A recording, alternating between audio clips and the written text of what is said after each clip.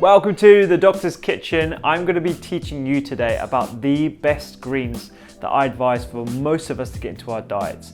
The first thing to recognize is that getting any colour into your diet is brilliant. Okay, so if you're liking the iceberg lettuce, salad leaves, or anything that you like, fantastic. I'm always asked which are the best, which are the most nutrient dense. And that really isn't the right question. You really want to be asking yourself, what do I like personally? But if we are going to be talking about the ones that I think are the best, these are the ones to look out for.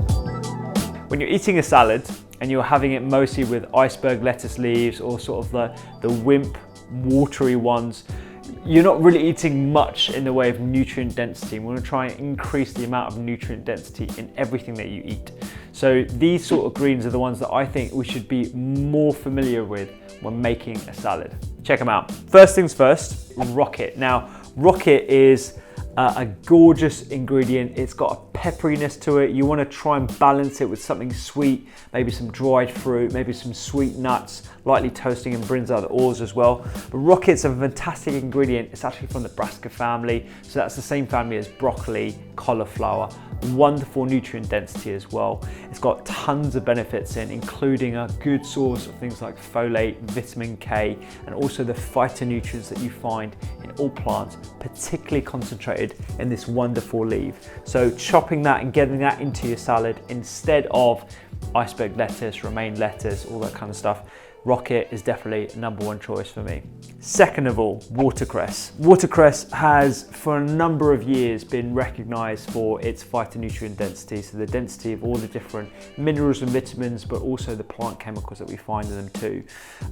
It's been used in folklore for a number of different reasons. We know that in lab environments, it has anti-cancer benefits, anti-inflammatory benefits, it can support your immune system. This doesn't mean to say that food is a pill, but it's certainly a welcome addition to your diet. So having this sort of stuff in your diet is wonderful as well. Again, quite strong and peppery, and I think that actually speaks to the fact that these sorts of ingredients are full of the good stuff because they do have those bitter pigments in them that give that character.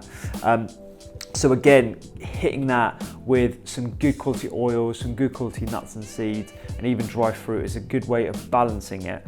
A nice little dressing would be balsamic vinegar, extra virgin olive oil, and again, something sweet. Those are my two sort of go-tos when it comes to making a salad. If you want to go the extra way, herbs, okay? So you've heard of tabbouleh, a Middle Eastern dish. It's tons of parsley in that. If you like parsley, this is the way to go. So parsley, luteolin, apigenin, a ton of different other phytochemicals like quercetin. We find it in the stalk as well as in the leaves. We want to try and use as much of it as possible. Even if you were going to be finishing off a meal with like 20 grams of this stuff, just pull it over it, wonderful. If you want to make this a proper salad, like a tabbouleh salad, then getting a real big bunch of this and then chopping up finely and then running that through tomatoes, some couscous, some bulgur wheat, some other grains. If you're gluten-free, you could use amaranth or even red rice. Wonderful, wonderful ingredient. Try and get as much of this as possible. If you don't like parsley, you want to make something different in terms of a different flavor base, basil, wonderful culinary herb, accessible everywhere. Again, you want to try and use the stalk and as much of the leaves as possible. That welcome smell, that strong taste is indicative of how many phytonutrients you have in this as well. So finally chopping that, tomatoes, any grain, a good addition. So those are my three top greens. You want rocket, you want watercress, and you want any sort of herb as well. Coriander also is added to that list as well, but I know that's quite polarizing for a lot of people. Parsley and basil would be probably my top because they're the strongest in terms of flavor. Watercress and rocket, wonderful additions. One thing that is relevant for all of them is that you want to serve them with a sort of fat. This is a good quality cold pressed extra virgin olive oil. The reason why you want to use fat is because it helps with the absorption of the fat soluble vitamins that you'll find in the leaves of these different salad leaves. Avocado oil is another good option. It's a little bit more expensive, but the buttery creaminess of this fat is incredible. So having a couple of tablespoons with this, really good addition to the diet. Fat is a very essential part of the diet too. But if you're on a low oil diet for whatever reason, you can use some whole nuts and seeds. That's just as good.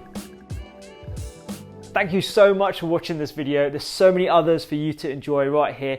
Check out thedoctorskitchen.com, sign up to the newsletter where I give science-based recipes every single week. There's a podcast, there's 2 books, there's loads more content on social media, doctors_kitchen, and I hope to see you there.